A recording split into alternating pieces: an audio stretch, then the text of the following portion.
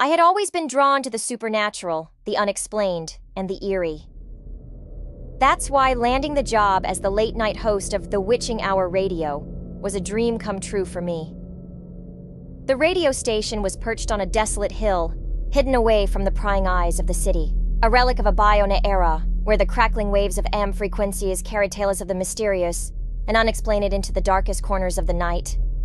As I settled into the dimly lit studio, adorned with flickering candles and vintage microphones, I couldn't help but shiver in the chill of the night. The clock struck midnight, and it was time to start the show. With a soft, hypnotic voice, I greeted my listeners. Welcome, dear night owls, to The Witching Hour Radio. I am your host, Sarah, and I'll be your guide through the darkest mysteries that haunt the night. Tonight, I invite you to share your eerie experiences, the unexplained phenomena that have sent shivers down your spine. The calls began to pour in, each one carrying tales of ghostly encounters, shadowy figures, and eerie whispers.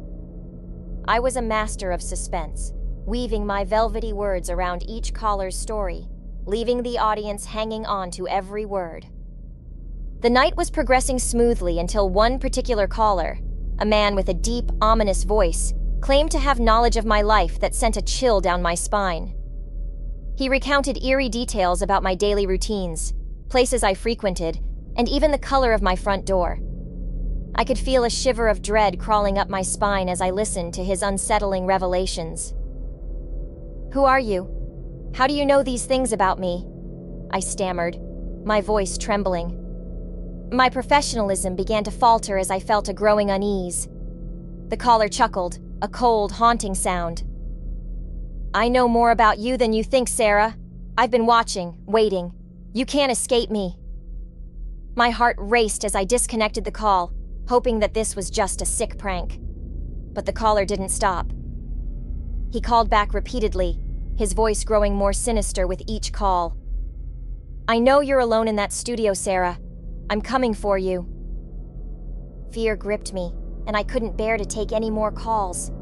With trembling hands, I switched off the lines and turned up the volume on the studio speakers, hoping to drown out the haunting voice that had invaded my sanctuary. My shift seemed endless, the studio becoming a prison of paranoia and fear.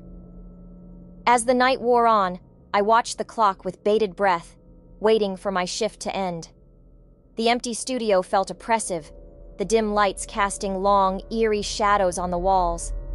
The only sounds were the hum of the equipment and the echoes of my own rapid breathing. Finally, the clock struck 4 a.m., and I could leave the studio. But as I stepped out into the deserted hallway, dread still clung to me like a shroud. I couldn't shake the feeling that the caller was lurking in the shadows, waiting for me. I made my way to the parking lot, my footsteps echoing in the silent night. Each rustling leaf and distant sound sent my heart racing. My car felt like a sanctuary, a place of safety. I locked the doors, checked the back seat, and sped away from the radio station, leaving behind the eerie darkness that had enveloped me. As the days passed, I couldn't shake the fear that had settled in the pit of my stomach. The caller never called again, but his words and his sinister laughter echoed in my mind.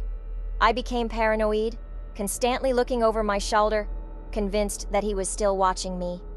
I installed security cameras around my home, changed my locks, and even considered moving to a new city. But the fear persisted, a haunting presence that refused to let go. I couldn't escape the feeling that I was being watched, that the mysterious caller was out there, somewhere, waiting for the right moment to strike.